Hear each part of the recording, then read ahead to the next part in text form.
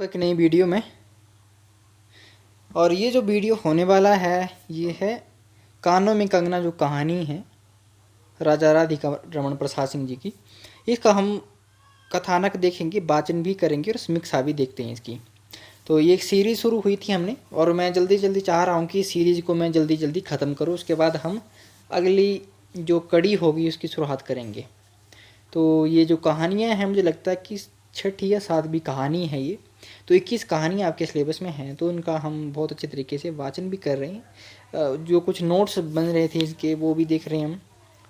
और ये बहुत महत्वपूर्ण है। अगर एक बात मैं आपसे कहता हूँ कि जो विद्यार्थी इसको बहुत अच्छे तरीके से पढ़ रहा है और लिख भी रहा है, नोट्स भी बना रहा है साथ साथ, तो मैं तो कहूँगा कि कहानियों से संबंधित जो भी प्रश्न बनेगा उनका वो गलत नहीं हो सकता है। बस बात ये है कि वो डेडिकेशन के साथ पढ़ रहा होना चाहिए और नोट्स भी बना रहा होना चाहिए वो। ठीक है, तो शुरू करते हैं राजा राधिका रमण प्रसाद सिंह जी की कहानी कानों में कंगना। ये उदात्त प्रेम की एक उत्कृष्ट कहानी है। ठीक है, और सबसे पहले हमारा जो मेन मुद्दा होता है, लेखक का सामान्य सा परिचय देखते हैं, उसकी कुछ रचनाओं को देखते हैं। बेसिकली कहानियाँ ज़्यादा देखते हैं, कथा साहित्य उसको ज़्यादा देखते हैं। तो लेखक का जन्म होता है 1890 ईस्वी में, और बिहार में इनका जन्म होता है, और निधन होता है 1971 ईस्वी में। ठीक है, साहित्य संसार की बात करें तो साहित्य संसार में सबसे पहले हम इनकी कहानियाँ देखते हैं कि कहानी संग्रह कौन कौन से इनके। ठीक है, तो कुसुमांजलि कहानी जो संग्रह है 1912 में प्रकाशित होता है। गांधी टोपी 1938 में, साबनी समा 1938 में, नारी क्या एक पहेली 1951 ईस्वी में, हवेली और झोपड़ी 1951, देव और दानव 1951, वे और हम 1956, अवला क्या ऐसी सबला, ठीक है 1962, बिखरे मोती खंड 1 1965 ईस्वी में। इनके कहानी संग्रह हैं। और जो कहानी आपके सिलेबस में है कानों में कंगना, ये कहानी इंदु पत्रिका में प्रकाशित हुई थी, आगे हम देखेंगे। और ये कहानी जो है कुसुमांजलि काव्य संग्रह, जो इनका कहानी का संग्रह है, पहला संग्रह, उसमें ही ये संकलित है। तो इससे भी प्रश्न बन सकता है कि कानों में कंगना जो कहानी है ये इनके कौन से काव्य संग्रह में संकलित है। ठीक है, सॉरी काव्य संग्रह नहीं कहेंगे, कहानी संग्रह कहेंगे। ठीक है, चलिए आगे देखते हैं। और एक महत्वपूर्ण प्रश्न इसको आप लिख लीजिएगा, इन्हें शैली सम्राट कहा जाता है। ठीक है, भिन्न भिन्न तरह की जो शैलियाँ होती हैं कहानी में, उन्होंने इसका प्रयोग किया अपने साहित्य में। कहानी ना कह के मैं पूरे साहित्य की बात करूँगा। इन्होंने अपने साहित्य में विभिन्न तरह की शैलियों का प्रयोग किया है। ठीक है, और हर तरह की शैली इनके साहित्य में मिल जाती है, इसीलिए इन्हें शैली सम्राट कहा जाता है। ठीक है, अब सबसे पहले हम इनके लघु उपन्यासों की बात करते हैं। ठीक है, लघु उपन्यास, इनको जो लघु उपन्यास है इनको दीर्घ कहानी के नाम से भी पुकारा जाता है। ठीक है, तो लघु उपन्यास नवजीवन प्रेम लहरी के नाम से 1912 में प्रकाशित होता है। ठीक है, तरंग 1920 ईस्वी में, माया मिली न राम 1963 में, अपनी अपनी नज़र अपनी अपनी डगर 1966 ईस्वी में। ठीक है, ये इनके लघु उपन्यास है। आप नोट्स बनाते रहिएगा। और जो मैं आपको ये उपन्यास कहानियाँ जो रचनाएं होती हैं ये बहुत महत्वपूर्ण होती है और बहुत सारी परीक्षाओं में पूछी भी जाती हैं। ठीक है, तो वही मैं सिलेक्टेड मटेरियल आपके लिए हर समय लाता हूँ। उसके बाद उपन्यास देखते हैं इनके। उपन्यास है इनके राम रहीम 1936 ईस्वी में, पुरुष और नारी 1939 ईस्वी में, सूरदास 1942 में, संस्कार 1944 में, नारी क्या एक पहेली 1951 में, और पूर्व और पश्चिमी 1951 में, चुंबन और चांटा 1957 में। ठीक है, ये इनके बहुत महत्वपूर्ण उपन्यास हैं, तो आप इनको नोट डाउन करते रहिए साथ साथ, और ये प्रश्न यहाँ से बन सकते हैं बहुत सारे। ठीक है, उसके बाद इनका संस्मरण साहित्य जो उसके पे भी हम चर्चा करते हैं। तो टूटा तारा 1941 इनका ये संस्मरण है। तब और अब एक ये इनका एक संस्मरण ये है। और बिखरे मोती खंड 2 होगा ये। ठीक है, 1966 में। और खंड 2 जो बिखरा मोती है इसमें इनके संस्मरण है। खंड 1 में कहानी संग्रह था। ठीक है, उसके बाद नाटक देखते हैं। तो नाटक था नजर बदली बदल गए नज़ारे।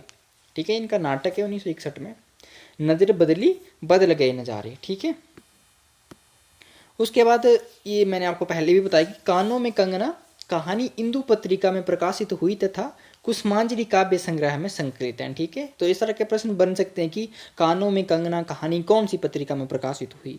ठीक है, और ये भी बन सकता है कि कौन सी उनकी कहानी संग्रह में ये संकलित है।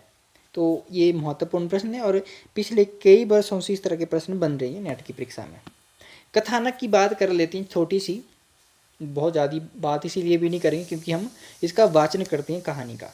ठीक है, तो सामान्य सी जो एक कहानी को समझने के लिए हम बात करते हैं, ठीक है, कि कथानक पे। तो वेश्या के प्रति आसक्त कथानायक नरेंद्र, ठीक है, इसका कथानायक कौन है? नरेंद्र द्वारा इस कहानी में पत्नी को भूलकर धन एवं सुख को नष्ट करने की कथा मर्मस्पर्शी धरातल पर अभिव्यक्त हुई है। ठीक है, ये इसका कथानक है, इसको समझने की कोशिश कीजिएगा। एक पत्नी को छोड़ के, ठीक है, सुख सुविधा के लिए एक वेश्या के साथ कथानायक जो है वो एक वेश्या के प्रेम जाल में फंस जाता है। ठीक है, आगे देखते हैं कि शैली किस तरह की है। ठीक है, तो इस कहानी की शैली है वर्णनात्मक शैली है एवं भावपूर्ण शैली है। ठीक है, भावपूर्ण शैली जब आप इसको पढ़ेंगे तो आपको पता चलेगा जब वाचन होगा तो आगे। ठीक है, और वर्णेय वेश्या उद्देश्य की बात कर लेते हैं छोटी सी, कि नरेंद्र द्वारा पत्नी से विमुख और किन्नरी वेश्य, ठीक है, किन्नरी जो थी उसका वेश्य, उसका व्यवसाय था वेश्य के प्रति आकृष्ट तथा उस पर धन संपत्ति लुटाने के उपरांत अंत में उसके पश्चाताप और जीवन में आए अंधकार को दर्शाना इस कहानी का मुख्य उद्देश्य है। ठीक है, और उसके पश्चाताप की ये कहानी है। ठीक है, आप देखेंगे कि किस तरह से वो पश्चाताप करता है। ठीक है, किस तरह से उसका हृदय परिवर्तन होता है, परंतु जब हृदय परिवर्तन होता है तो उसकी पत्नी जो होती है वो मर जाती है, यानी कि उसकी मृत्यु हो जाती है, तब उसका हृदय परिवर्तन होता है और वो उसके पास सिर्फ पश्चाताप के सिवा कुछ भी नहीं रहता है सोचने के लिए, करने के लिए। ठीक है, उसके बाद पात्रों की बात कर लें तो इसमें जो मुख्य पात्र हैं वो नरेंद्र, इसका कथानायक भी है और इस कहानी का नायक भी कह सकते हैं उसको। किरण इसकी नायिका है, योगेश्वर है इसके इसमें एक, और किन्नरी जो वेश्या है, ठीक है, उसके के प्रेम जाल में कथानायक फंस जाता है। ठीक है, और कानों में कंगना तत्कालीन समंती परिवेश में पत्नी और वेश्या के प्रति प्रेम की टकराहट पर आधारित एक भावुकतापूर्ण कहानी है। ये किसने कहा है? ये डॉक्टर गुलाब राय ने कहा। ठीक है, सॉरी, गुलाब राय नहीं, गोपाल राय। ठीक है, कानों में कंगना तत्कालीन समंती परिवेश में पत्नी और वेश्या के प्रति प्रेम की टकराहट पर आधारित एक भावुकतापूर्ण कहानी है। ये कथन इस तरह से बन सकते हैं। ठीक है, तो ये तो हो गया एक सामान्य सा परिचय कहानी के बारे में और कुछ एक बिंदु जो बहुत महत्वपूर्ण है और लेखक के बारे में भी। अब हम कहानी का वाचन शुरू करते हैं। छोटी छोटी ये कहानियाँ हैं तो इसलिए मैं इसका वाचन भी कर देता हूँ। जैसे जो बड़ी कहानी है, जैसे परिंदे बहुत बड़ी कहानी है, तीसरी कसम बहुत बड़ी कहानी है, तो उसका हम देखेंगे आगे कि उसका वाचन किया जाए या फिर उसको, उसका कथानक जो होगा उसको ही यहाँ पे हम प्रस्तुत करें, तो वो आगे की बात है। परंतु ये जो कहानियाँ हैं ये छोटी हैं तो इसको समझ सकते हैं हम, तो इसका मैं वाचन भी करूँगा। तो ठीक है, कानों में कंगना प्रस्तुत है आपके सामने कहानी ये, और इस कहानी का हम वाचन करते हैं। और वाचन करने से पहले मैं आपके लिए एक छोटी सी आपको बात बताता हूँ कि चैनल को सब्सक्राइब कर लीजिएगा। जो भी वीडियो को देख रहा है चैनल को सब्सक्राइब कीजिए और अपने मित्रों के साथ जो इस परीक्षा की तैयारियां कर रहे हैं उनके साथ शेयर भी कीजिए। ठीक है, जिससे ये हो कि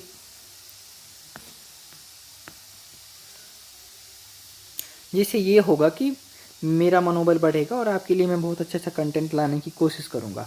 ठीक है, कोशिश क्या, मैं बहुत मेहनत करता हूँ इसके लिए, कंटेंट लाने के लिए आपके लिए। ठीक है, ये बहुत मेहनत लगती है, कंटेंट ऐसे ही नहीं बन जाता है। ठीक है, तो कानों में कंगना कहानी का हम वाचन करते हैं। राजा राधिका रमण प्रसाद सिंह की ये कहानी है। ठीक है, शुरू करते हैं। किरण, तुम्हारे कानों में क्या है? उसके कानों से चंचल लट को हटाकर कहा कंगना। अरे कंगना, कानों में कंगना? सचमुच 2 कंगन कानों को घेर कर बैठे थे। हाँ, तब कहाँ पहनूं? किरण अभी भोरी थी। दुनिया में जिसे भोरी कहते हैं वैसी भोरी नहीं, उसे वन के फूलों का भोलापन समझो, नवीन चमन के फूलों की भंगी नहीं। विविध खाद्य या रस से जिनकी जीविका है, निरंतर काट छांट से जिनका सौंदर्य है, जो 2 बड़ी चंचल चिकने बाल की भूसा है। 2 घड़ी तुम्हारे फूलदान की शोभा, बन के फूल ऐसे नहीं, प्रकृति के हाथों से लगे हैं, मेघों की धारा से बड़े हैं। चटुल दृष्टि इन्हें पाती नहीं, जगदवायु, ठीक है, जगदवायु इन्हें छूती नहीं। ये सरल सुंदर सौरभमय जीवन है। ठीक है, ये सरल सुंदर सौरभमय जीवन है। जब जीवित रहे तब चारों तरफ अपने प्राण धन से हरे भरे रहे। जब समय आया तब उनकी माँ की गोद में झड़ पड़े। आकाश स्वच्छ था, ठीक है, आकाश स्वच्छ था, यहाँ पे आधा च जो हलंत युक्त होना चाहिए। नील सुंदर, ठीक है, नील उदार सुंदर, पत्ते शांत थे। संध्या हो चली थी, सुनहरी किरणें सुदूर पर्वत की चूड़ा से देख रही थी। वह पतली किरण अपनी मृत्यु शैया से इस शून्य निविड़ कानन में क्या ढूंढ रही थी, कौन कहे। किसे एकटक देखती थी, कौन जाने। अपनी लीला भूमि को स्नेह करना चाहती थी या हमारे बाद वहाँ क्या हो रहा है इसे जोहती थी। मैं क्या बात बता सकूं, जो हो उसकी उस भंगी में आकांक्षा अवश्य थी। मैं तो खड़ा खड़ा उन बड़ी आंखों की किरण लूटता रहा। आकाश में तारों को देखा या उन जगमग आंखों को देखा, बात एक ही थी।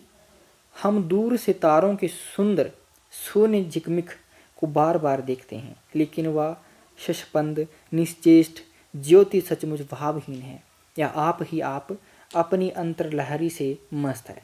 इसे जानना आसान नहीं। हमारी ऐसी आंखें कहाँ की उनके सहारे उस निगूढ़ अंतर में डूबकर था लें। मैं रसाल की डोली थाम कर पास ही खड़ा था। वह बालों को हटाकर कंगन दिखाने की भंगी प्राणों में रह रहकर उठती थी। जब माखन चुराने वाले ने गोपियों के सिर के मटके को तोड़कर उनके भीतर किले को तोड़ डाला, या नूरजहां ने अंचल से कबूतर को उड़ाकर शहनशाह के कठोर हृदय की धज्जियां उड़ा दी।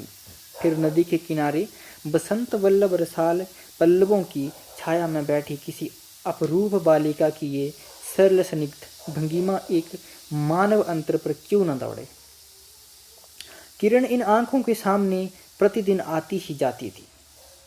कभी आम के टिकोरे से आंचल भर लाती, कभी मौल सिरी के फूलों की माला बना लाती, लेकिन कभी भी ऐसी बाल सुलभ लीला आंखों से होकर हृदय तक नहीं उतरी। आज क्या था, कौन शुभ या अशुभ क्षण था कि अचानक वह बेनैली लता मंदार माला से फिर कहीं मनोरम दिख पड़ी। कौन जानता था कि चाल से कुचाल जाने में, हाथों से कंगन भूलकर कानों में पहनने में इतनी मधुर है। 2 टके के कंगने में इतनी शक्ति है। गोपियों को कभी स्वप्न में भी नहीं झलका था कि बांस की बांसुरी में घूंघट घोलकर, ठीक है, खोलकर नचा देने वाली शक्ति भरी है। ठीक है, मैंने चटपट उसके कानों से कंगन उतार लिया, फिर धीरे धीरे उसकी अंगुलियों पर चढ़ाने लगा। न जाने उस घड़ी कैसी खलबली थी, मुंह से अचानक निकल आया, किरण, आज की ये घटना मुझे मरते दम तक न भूलेगी। ये भीतर तक बैठ गई। उसकी बड़ी बड़ी आंखें और भी बड़ी बड़ी हो गईं। मुझे चोट सी लगी। मैं तत्क्षण योगेश्वर की कुटी की तरफ चल दिया। प्राण भी उसी समय नहीं चल दिए। यही विस्मय था। ठीक है, समझिए इस कहानी को। एक दिन था कि इसी दुनिया से दूर रहकर लोग दूसरी दुनिया का सुख उठाते थे। हरिश्चंदन के पल्लवों की, ठीक है, हरिचंदन के पल्लवों की छाया भूलोक पर कहाँ मिले, लेकिन किसी समय हमारे यहाँ भी ऐसे वन थे जिनके वृक्षों के साये में घड़ी निवारने के लिए स्वर्ग से देवता भी उतर आते थे। जिस पंचवटी का अनंत यौवन देखकर राम की आंखें भी खिल उठी थीं, वहाँ के निवासियों ने कभी अमरतरु के फूलों की माला नहीं चाही, मंदाकिनी की छींटों की शीतलता नहीं ढूंढी। नंदोपवन, ठीक है, नंदोपवन होगा यहाँ पे, नंद जमा उपवन, ठीक है, संधि भेद करने पे ऐसा होगा। नंदोपवन का शानी वहीं कहीं बन भी था। कल्प वृक्ष की छाया में शांति अवश्य है, लेकिन कदम की छैया कहाँ मिल सकती। हमारी तुम्हारी आंखों ने कभी नंदोत्सव की लीला नहीं देखी, लेकिन इसी भूतल पर एक दिन ऐसा उत्सव हो चुका है जिसको देख देख कर प्रकृति तथा रजनी 6 महीने तक ठगी रही। सत सत देवांगनों ने पारिजात के फूलों की, ठीक है, पारिजात के फूलों की वर्षा से नंदन कानन को उजाड़ डाला। समय ने सब कुछ पलट दिया। अब ऐसे वन नहीं जहाँ कृष्ण गोलोक से उतरकर 2 घड़ी वंश की टेर दें। ऐसे कुटीर नहीं जिनके दर्शन से रामचंद्र का भी अंतर प्रसन्न हो, या ऐसे मुनीस नहीं जो धर्म धुरंधर धर्मराज को भी धर्म में शिक्षा दें। यदि एक दो भूले भटके हों भी तब अभी तक उन पर दुनिया का पर्दा नहीं उठा। जगन माया की माया नहीं लगी, लेकिन वे कब तक बचे रहेंगे। लोग अपने यहाँ अलौकिक बातें कब तक होने देगा। भवसागर की जल तरंगों पर स्थिर होना कब संभव है। ऋषिकेश के पास एक सुंदर वन है, सुंदर नहीं अपरूप सुंदर है। वह प्रमोद वन के विलास निकुंजों जैसा सुंदर नहीं, बरंज चित्रकूटया पंचवटी का महिमा से मंडित है। वहाँ चिकनी चांदनी में बैठकर कनक घुंघरू की इच्छा नहीं होती। बरंज प्राणों में एक ऐसी आवेश धारा उठती है जो कभी अनंत साधना के कूल पर पहुँचती है, ठीक है, पहुँचाती है। कभी जीव जगत के एक एक तत्व से दौड़ मिलती है। गंगा की अनंत गरिमा, वन की निविड़ योग निद्रा वहीं देख पड़ेगी। कौन कहे वहाँ जाकर ये चंचल चित क्या चाहता है। गंभीर अलौकिक आनंद या शांत सुंदर स्मरण, यहाँ पे तो मरण है, ठीक है, शांत सुंदर मरण। कहानी को आप सुनते भी रहिए और आपको जहाँ पे लग रहा है कि वहाँ ये जो वाक्य है ये बहुत महत्वपूर्ण है और परीक्षा में बन सकता है इस तरह के प्रश्न, तो आप उसको लिख सकते हैं, नोट डाउन कीजिए, ठीक है। मैं सिर्फ वाचन कर रहा हूँ क्योंकि मुझे बहुत आनंद आ रहा है इसमें वाचन करते वक्त। इसी वन में एक कुटी बनाकर योगीश्वर रहते थे। योगीश्वर ही थे। यद्यपि वह भूतल ही पर रहते थे, तथापि उन्हें इस लोक का जीव कहना यथार्थ नहीं था। उनकी चित्तवृत्ति सरस्वती के श्री चरणों में थी या ब्रह्मलोक की अनंत शांति में लिपटी थी, और वह बालिका स्वर्ग से एक रस्म उतरकर उस घने जंगल में उजेला करती फिरती थी। अब ये बालिका कौन है? वही किरण। वह लौकिक मायावद जीवन नहीं था, इसे बंधन रहित बाधाहीन नाचती किरणों की लेखा कहिए।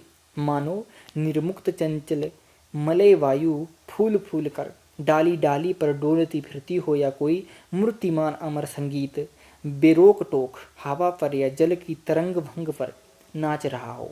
मैं ही वहाँ इस लोक का प्रतिनिधि था। मैं ही उन्हें उनकी अलौकिक स्थिति से इस जटिल मर्त्य राज्य में खींच लाता था। कुछ साल से मैं योगीश्वर के यहाँ आता जाता था। पिता की आज्ञा थी कि उनके यहाँ जाकर अपने धर्म के सब ग्रंथ पढ़ डालो। योगीश्वर और बाबा लड़कपन के साथी थे, इसलिए उनकी मुझ पर इतनी दया थी। किरण उनकी लड़की थी। उस कुटीर में एक वही दीपक थी। जिस दिन की घटना मैं लिख आया हूँ उसी दिन सवेरे मेरे अध्ययन की पूर्ण आहुति थी, यानी कि उस दिन उनकी शिक्षा का अंत होने वाला था, शिक्षांत, ठीक है। और बाबा के कहने पर एक जोड़ा पीताम्बर, 5 स्वर्ण मुद्राएं तथा किरण के लिए 2 कनक कंगन आचार्य के निकट ले गया था। योगीश्वर ने सब लौटा दिए, केवल कंगन को किरण उठा ले गई, ठीक है। यहीं से इसका नाम जो कहानी का कानों में कंगना पड़ता है, ठीक है। उसने कब लिए कंगन, ठीक है, ये भी आप देख लीजिए। जब कहानी का अंत होगा तो आपको बहुत अच्छे तरीके से ये समझ आ जाएगा, ठीक है, कि इसका नाम शीर्षक जो है क्यों पड़ा कानों में कंगना। वह क्या समझ कर चुप रह गए। समय का अद्भुत चक्र है। जिस दिन मैंने धर्म ग्रंथ से मुंह मोड़ा उसी दिन कामदेव ने वहां आकर जाकर उनकी किताब का पहला सफ़ा उल्टा, ठीक है। दूसरे दिन मैं योगीश्वर से मिलने गया। वह किरण को पास बिठा कर न जाने क्या पढ़ा रहे थे। उनकी आंखें गंभीर थी। मुझको देखते ही वह उठ पड़े और मेरे कंधों पर हाथ रखकर गदगद स्वर से बोले, नरेंद्र अब मैं चला, किरण तुम्हारे हवाले है। ये कहकर किसी की सुकोमल उंगलियां मेरे हाथों में रख दी। लोचनों के कोने पर 2 बूंदें निकलकर झांक पड़ी। मैं सहम उठा। क्या उन पर सब बातें विदित थी? क्या उनकी तीव्र दृष्टि मेरी अंतर्लहरी तक डूब चुकी थी? वह ठहरे नहीं, चल दिए। मैं कांपता रह गया, किरण देखती रह गई। सन्नाटा छा गया। बनवायु भी चुप हो चली। हम दोनों भी चुप चल पड़े। किरण मेरे कंधे पर थी। हठात अंतर से कोई अकड़ कर कह उठा, हाय नरेंद्र, ये क्या? तुम इस वन फूल को किस चमन में ले चले? इस बंधन विहीन स्वर्गीय जीवन को किस लोक जाल में बांधने चले? कंकड़ी जल में जाकर कोई स्थायी विवर नहीं फोड़ सकती। क्षण भर जल का समतल भले ही उलट पुलट हो, लेकिन इधर उधर से जल तरंग दौड़कर उस छिद्र का नाम निशान भी नहीं रहने देती। जगत की भी यही चाल है। यदि स्वर्ग से देवेंद्र भी आकर इस लोक चलाचल में, ठीक है, खड़े हों, फिर संसार देखते ही देखते उन्हें अपना बना लेगा। इस काली कोठरी में आकर इसकी कालीमा से बचे रहें, ऐसी शक्ति अब आकाश कुसुम ही समझो। 2 दिन में राम हाय जानकी कहकर वन वन डोलते फिरे। 2 क्षण में यहीं विश्वामित्र को भी स्वर्ग से घसीट लाया। किरण की भी यही अवस्था हुई। कहाँ प्रकृति की निर्मुक्त गोद, कहाँ जगत का जटिल बंधन पास, कहाँ से कहाँ आ पड़े। वह अलौकिक भोलापन, वह निसर्ग उच्छ्वास हाथों हाथ लुट गए। उस बनफूल की विमल कांति लौकिक चमन की मायावी मनोहारिता में परिणत हुई। अब आंखें उठाकर आकाश से नीरव बातचीत करने का अवसर कहाँ से मिले। मलय वायु से मिलकर मलयाचल के फूलों की पूछताछ क्यों कर हो। जब किशोरी नए सांचे में ढलकर उतरी, उसे पहचानना भी कठिन था। वह अब लाल चोली हरी साड़ी पहनकर सर पर सिंदूर रेखा सजती और हाथों के कंगन, कानों की बाली, गले की कंठी तथा कमर की करधनी दिन दिन उसके चित्त को नचाए मारती थी। जब कभी वह सज धज कर चांदनी में कोठे पर उठती और बसंत वायु उसकी आंचल से मोतिया की लपट लाकर मेरे बरामदे में भर देता। फिर किसी मतवाली माधुरी या तीव्र मदिरा के नशे में मेरा मस्तिष्क घूम जाता और मैं चटपट अपना प्रेम चित्तकार फूलदार रंगीन चिट्ठी में भरकर जूही के हाथ ऊपर भिजवाता या बाजार से दौड़कर कटकी गहने व बिलायती चूड़ी खरीद लाता। लेकिन जो भी हो, ठीक है, लेकिन जो हो, अब भी कभी कभी उसके प्रफुल्ल बदन पर उस आलोक, ठीक है, आलोक की छटा पूर्व जन्म की सुख समृद्धि वध चली आती थी और आंखें उसी जीवंत सुंदर झिकमिक का नाच दिखाती थी। जब अंतर प्रसन्न था, फिर बाहरी चेष्टा पर प्रतिबिंब क्यों ना पड़े। यूं ही 1-2 साल मुरादाबाद में कट गए। एक दिन मोहन के यहाँ नाच देखने गया। वहीं किन्नरी से आंखें मिली क्या, लीन हो गई। नवीन यौवन, कोकिल कंठा, चतुर चंचल चेष्टा तथा मायावी चमक। अब चित्त को चलाने के लिए और क्या चाहिए, किन्नरी सचमुच किन्नरी ही थी, नचाने वाली थी, सॉरी, ठीक है। पहली बार देखकर उसे इस लोक की सुंदरी समझना दुस्तर था। एक लपट जो लगती किसी नशा सी चढ़ जाती। यारों ने मुझे और भी चढ़ा दिया। आंखें मिलती मिलती मिल गई, हृदय को भी साथ साथ घसीट ले गई। फिर क्या था, इतने दिनों की धर्म शिक्षा, शतवत्सर की लक्ष्मी पूजा, ठीक है, शतवत्सर की पूज्य लक्ष्मी, सॉरी, बाप दादों की कुल प्रतिष्ठा, पत्नी से पवित्र प्रेम, एक एक करके उस प्रतीप्त, ठीक है, प्रतीप्त वासना कुंड में भस्म होने लगे। अग्नि और भी बढ़ती गई। किन्नरी की चिकनी दृष्टि, चिकनी बातें घी बरसाती गई। घर बार सब जल उठा। मैं भी निरंतर जलने लगा, लेकिन ज्यों ज्यों जलता गया, जलने की इच्छा जलाती रही। ये आत्मकथात्मक शैली में लिखा गया है।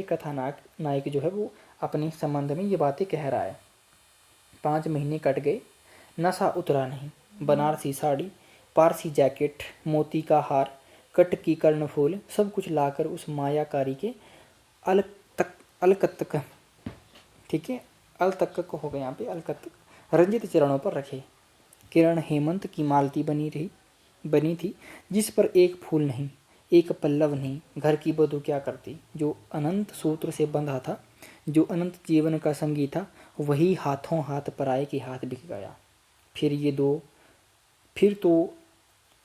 तो 2 दिन के चकमकी खिलौने थे, ठीक है। इन्हें शरीर बदलते क्या देर लगे। दिन भर बहानों की माला गूंथ गूंथ किरण के गले में और शाम को मोती की माला उस नाचने वाली के गले में सशंक निर्लज डाल देना। यही मेरा जीवन निर्वाह था। एक दिन सारी बातें खुल गई। किरण पछाड़ खाकर भूमि पर जा पड़ी। उसकी आंखों में आंसू ना थे, मेरी आंखों में दया ना थी। बरसात की रात थी, रिमझिम बूंदों की झड़ी थी। चांदनी मेघों से आंख मुंदोवल खिल रही थी। बिजली काले कपाट से बार बार झांकती थी, किसी चंचला देखती थी। बादल किस मरोड़ से रह रहकर चिल्लाते थे।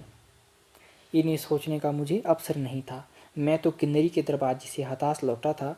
आंखों के ऊपर न चांदनी थी न बदली थी। त्रिशंकु ने स्वर्ग को जाते जाते बीच में ही टंग कर की सुख को उठाया और मैं तो अपने स्वर्ग के दरवाजे पर सर रखकर निराश लौटा था। मेरी वेदना क्यों न बड़ी हो। हाय, मेरी उंगलियों में एक अंगूठी भी रहती तो उसे नजर कर उसके चरणों पर लौटता। घर घर पर आते ही जूही को पुकार उठा, जूही, किरण के पास कुछ भी बचा हो तब फौरन जाकर मांग लाओ। जूही भी एक पात्र है जो उनकी नौकरानी है। ठीक है, इस भी लिख लीजिएगा आप।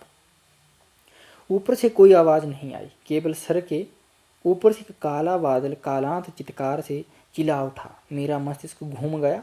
मैं तत्क्षण कोठे पर लौटा या दौड़ा। ठीक है, सब संदूक झांके, जो कुछ मिला सब तोड़ डाला, लेकिन मिला कुछ भी नहीं। अलमारी में केवल मकड़े का जाल था। श्रृंगार बक्ष में एक छिपकली बैठी थी, उसी दम किरण पर झपटा। पास जाते ही सहम गया। वह एक तकिए के सहारे निस्सहाय निस्पंद लेटी थी। केवल चांद ने खिड़की से होकर उसे गोद में ले रखा था। देखिए प्रकृति का किस तरह से वर्णन है और किस तरह की भाषा शैली है, आप समझ सकते हैं। ठीक है, एक लेखक किस तरह से साहित्यिक भाषा लिखता है। होकर उसे गोद में ले रखा था और वायु उस शरीर पर जल से भिगोया पंखा झल रही थी। मुख पर एक अपरूप छटा थी। कौन कहे कहीं जीवन की शेष रश्मि क्षण भर वहीं अटकी हो। आंखों में एक जीवन ज्योति थी। शायद प्राण शरीर से निकल कर किसी आश्रय से वहाँ बैठ रहा था। मैं फिर पुकार उठा, किरण किरण, तुम्हारे पास कोई गहना भी रहा है? हाँ, क्षीण कंठ की काकली थी। कहाँ है, अभी देखने दो। उसने धीरे से घूंघट सरका कर कहा, वहीं कानों का कंगना। ठीक है, सर तकिए से ढल पड़ा, आंखें भी छिप गई। ठीक है, वह जीवंत रेखा कहाँ चली गई? क्या इतने ही के लिए वह अब तक ठहरी थी? इस तरह के प्रश्न हैं जो कानों के कंगन हैं। आपने पूरी कहानी सुन ली, आपको पता चल गया कि कानों के कंगन जो थे, ठीक है, कहाँ वो लेती है वो बालिका। ठीक है, और कहाँ से कहाँ तक कहानी पहुँच गई। ठीक है, आप इसको देख लीजिएगा। बहुत मार्मिक कहानी है। प्रेम के उदात का चित्रण यहाँ पे देखने को मिलता है। आंखें मुख पर जा पड़ी। वही कंगन थे, वैसे ही कंगनों को घेर कर बैठे थे। मेरी स्मृति तड़ित बेग से नाच उठी। दुष्यंत ने अंगूठी पहचान ली। भूली शकुंतला उस पल याद आ गई। लेकिन दुष्यंत सौभाग्यशाली थे, चक्रवर्ती राजा थे। अपनी प्राण प्रिया को आकाश पाताल छान कर ढूंढ निकाला। मेरी किरण तो इस भूतल पर ना थी कि किसी तरह प्राण देकर भी पता पाता, परलोक से ढूंढ निकालूं ऐसी शक्ति इस दीनहीन मानव में कहाँ। ये लेखक अब पश्चाताप करेगा। ठीक है, चढ़ाना सा उतर पड़ा, सारी बातें सूझ गई, आंखों पर की पट्टी खुल गई। लेकिन हाय, खुली भी तो उस समय, ठीक है, उसी समय जब जीवन में केवल अंधकार ही रह गया। ठीक है, मृत्यु हो गई तो पश्चाताप करने का भी कोई फ़ायदा नहीं है। ठीक है, बहुत मार्मिक कहानी है ये। आप इसको सुनेंगे या पढ़ेंगे तो बहुत मार्मिक लगेगी आपको। किस तरह से एक आपको देखने को मिलेगा कि किस तरह से एक नायक जो है, ठीक है, उसको पालता पोसता है, अपने गुरु के आश्रम से एक लड़की को लाता है। ठीक है, परंतु बेश्य के चक्कर में पड़कर वो अपनी पत्नी को खो देता है। ठीक है, जो उसके लिए सब कुछ थी। ठीक है, पत्नी के लिए वो सब कुछ था। ठीक है, पर पश्चाताप उसको तब होता है जब उसके पास कुछ भी नहीं रहता, क्योंकि मृत्यु हो जाती है। ठीक है, तो बहुत बहुत मार्मिक कहानी है। मैं सच्ची कहूँ तो बहुत मार्मिक कहानी है। आप पढ़िएगा जरूर इसको एक बार। तो दोस्तों धन्यवाद आपका, और मिलते हैं हम अगली कहानी में। तो वीडियो को शेयर कीजिए, सब्सक्राइब कीजिए जो लास्ट तक बना रहा है मेरे साथ। ठीक है, तो बहुत धन्यवाद आपका।